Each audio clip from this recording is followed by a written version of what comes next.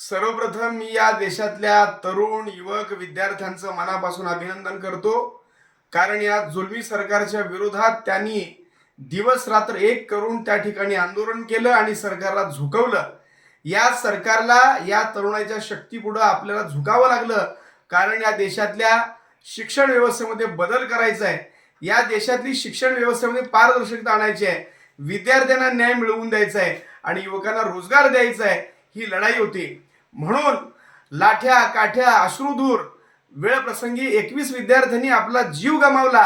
या सगळ्या शहीदांचं त्यांचं जे बलिदान आहे ते व्यर्थ होऊ न देता या सरकार पुढे आम्ही पुन्हा एकदा निधड्या छातीनं आम्ही हे सांगतोय, जोपर्यंत या देशामध्ये सरकारच्या शैक्षणिक व्यवस्थेमध्ये पारदर्शकता येत नाही तोपर्यंत आमची लढाई चालूच राहणार आहे.